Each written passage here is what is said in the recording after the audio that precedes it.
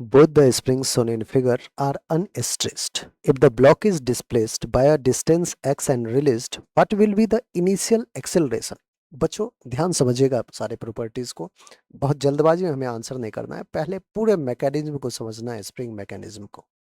हमने क्या किया है, ऐसा कुछ सेटअप ले लिया है, K1 K2 दोनों अनस्ट्रेच्ड है, अभी कोई भी स्ट्रेच नहीं हुआ है। अब आप क्या कर रहे हो, लेट्स से इस m मास को आप x डिस्टेंस इधर की तरफ खींच ले रहे हैं। अगर आप m मास को x डिस्टेंस इधर लेके जाओगे बच्चों, तो इस K2 वाले स्प्रिंग की पहले बात करते हैं कि क्या K2 वाले स्प्रिंग में कंप्रेशन होगा।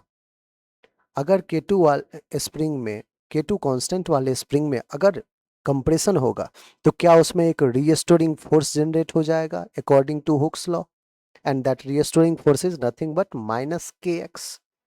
माइनस क्यों आ रहा है, क्योंकि अपोजिट जो डिस्प्लेसमेंट का जो डायरेक्शन है बच्चों, कंप्रेशन अगर आप इस डायरेक्शन में कर रहे हो तो रीस्टोरिंग फोर्स इस डायरेक्शन में लगेगा, इसलिए माइनस साइन आया। मैग्नीट्यूड क्या होगा, k इंटू एक्स। यहाँ पे k क्या है, K2, x क्या है, x। तो आप कहोगे कि सर इधर एक फोर्स आ जाएगा K2 इंटू एक्स, इधर जो फोर्स आएगा उसकी वैल्यू कितना है बच्चों, K2 इंटू एक्स। ऑलराइट, अब ध्यान समझिएगा और चीजें। और ये K2 into x of course किसको झेलना पड़ रहा है, इस m मास को, m मास पे ये फोर्स लग रहा है। अब नेक्स्ट बात करते हैं बच्चों, ये m मास, K1 के बारे में बात करें। क्या K1 पहले तो अनस्ट्रेच्ड पोजीशन में था, अब जब आपने m मास को x इस डायरेक्शन में लेके गया है, लेफ्ट की सॉरी राइट की तरफ, तो क्या K1 में इलोंगेशन होना शुरू हो गया।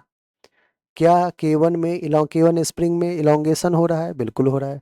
क्या अगेन या तो कंप्रेशन हो या इलोंगेशन हो, अगेन हुक्स लॉ एक्टिव हो गया। वो कह रहा है कि भाई इस पे रीस्टोरिंग फोर्स लगेगा। रीस्टोरिंग फोर्स किस डायरेक्शन में लगेगा, डिस्प्लेसमेंट के अपोजिट डायरेक्शन में लगेगा। तो अगर K1 की बात करें तो K1 x डिस्टेंस से इधर क्या हो गया है, इलोंगेट हुआ है।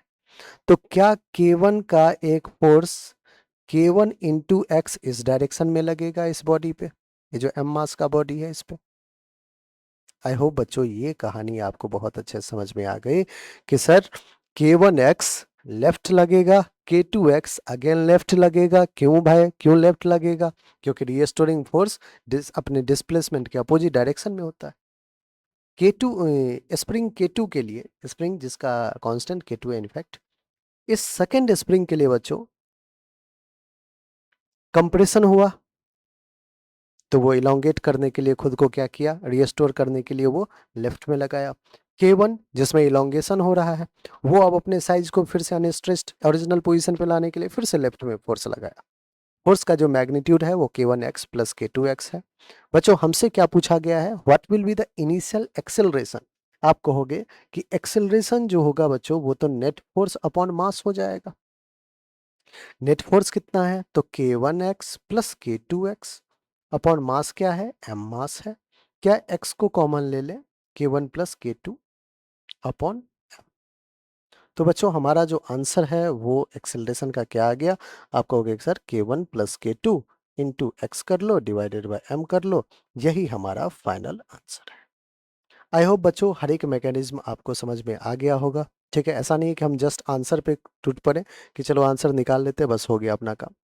बिगिनर्स के लिए प्रॉब्लम था, तो आपको हर एक चीज़ें स्प्रिंग का समझना ज़रूरी है, क्योंकि इजी इजी इजी फिर आप अगर सारी चीज़ें आपको समझ में आ जाएगी तो आप बहुत डिफ़िकल्ट डिफ़िकल्ट प्रॉब्लम्स भी स्प्रिंग के ऊपर हम देखने वाले हैं, तो वो भी आप अच्छे से सॉल्व कर पाओगे। ठीक है, और बच्चों अगर आपने अभी तक चैनल को सब्सक्राइब नहीं किया है तो फटाफट जाके चैनल को सब्सक्राइब करें, वहाँ एक से एक बेहतरीन प्रॉब्लम्स जो है वो आपके लिए बेहतरीन एक्सप्लेनेशन के साथ अवेलेबल है। ठीक है, तो 2000 प्लस क्वेश्चंस के सॉल्यूशन जो है आपको मिल जाएंगे शॉर्ट वीडियोस के फॉर्म में। तो आप जरूर जाके चैनल को सब्सक्राइब करें, पसंद आ रहा है तो आप हमें कमेंट सेक्शन में ज़रूर बताएं कि आपको सेशन